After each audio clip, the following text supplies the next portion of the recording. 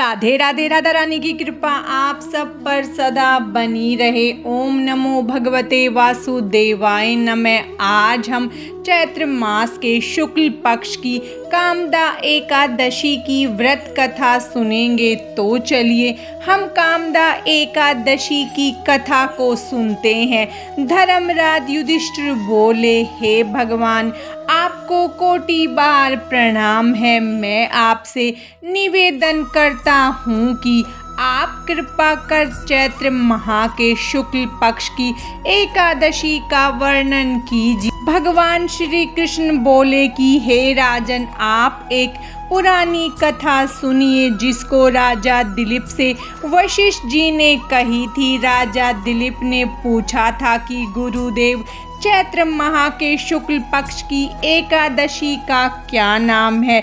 इसमें किस देवता की पूजा होती है तथा इसकी विधि क्या है? सो कहिए। महर्षि वशिष्ठ बोले, हे राजन, चैत्र माह के शुक्ल पक्ष की एकादशी का नाम कामदा है।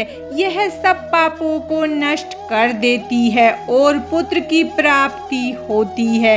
इसके व्रत से कुयोनि छूट जाती है और अंत में स्वर्ग की प्राप्ति होती है। अब मैं इस एकादशी का महत्व कहता हूँ, तुम ध्यान पूर्वक सुनो। प्राचीन काल में एक भोगीपुर नामक नगर में पुंडरीक नामक एक राजा राज्य करता था। वहाँ अनेकों अप्सरा, गंधर्व, किन्नर आदि निवास करते थे। उसी जगह ललिता और ललित नाम के दो स्त्री पुरुष अत्यंत वैभवशाली घर में निवास करते हुए विहार किया करते थे। एक समय राजा पुंडरीक गंधर्वों सहित एक सभा में क्रीड़ा कर रहे थे।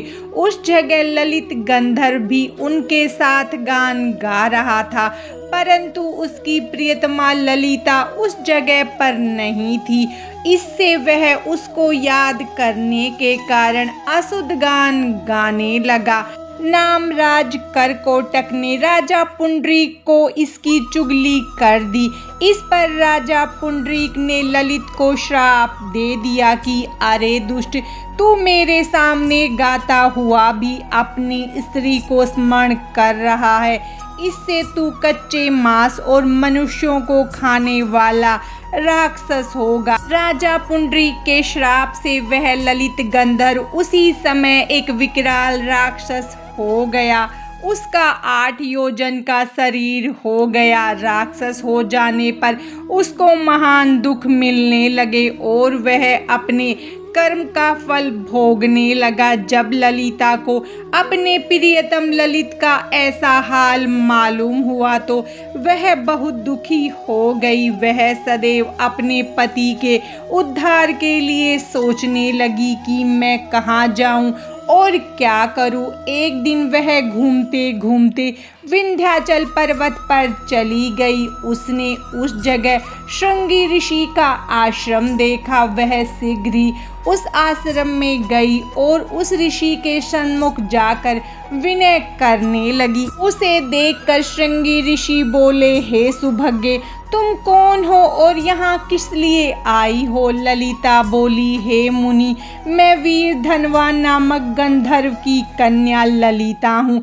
मेरा पति राजा पुंडरीक के शाप से एक भयानक राक्षस हो गया है। आप राक्षस योनि से छूटने का कोई श्रेष्ठ उपाय बतलाइए। तब श्रृंगी ऋषि बोले, अरे गंधर्व कन्या ललिता, अब चैत्र माह के शुक्ल पक्ष की एकादशी आने वाली है। उसका नाम कामदा एकादशी है। उसके व्रत करने से मनुष्य के समस्त कार्य शीघ्र ही सिद्ध हो जाते हैं।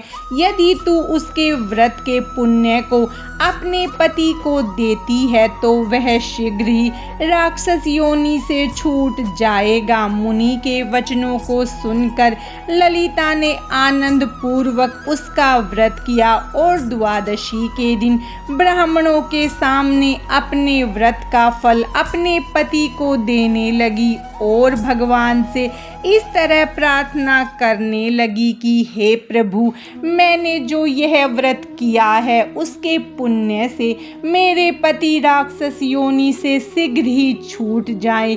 एकादशी का फल देते ही उसका पति राक्षस की योनि से छूट गया और अपने पुराने स्वरूप को प्राप्त हुआ। वह पहले की भांति ललिता के साथ विहार करने लगा। कामदा एकादशी के प्रभाव से वह पहले की भांति अब अधिक सुंदर हो गया और पुष्पक विमान पर बैठकर स्वर्गलोक को चले गए। हे राजन, इस व्रत को विधि पूर्वक करने से सब पाप नष्ट हो जाते हैं। इसके व्रत से मनुष्य ब्रह्महत्या आदि के पाप और राक्षस आदि की योनि से छूट जाते हैं।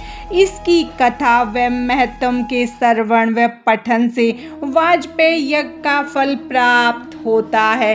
कथासार, मनुष्य अपने सुखों का चिंतन करे, यह बुरा नहीं है, किंतु समय असमय ऐसा चिंतन मनुष्यों को उसके कर्तव्यों से विमुख कर देता है, जिससे उसे घोर कष्ट भोगने पड़ सकते हैं। गंधर्व ललित ने भी राक्षस होकर घृणित कार्य किए और कष्ट भोगे, किंतु भगवान विष्णु की कृपाओं का कोई अंत नहीं है।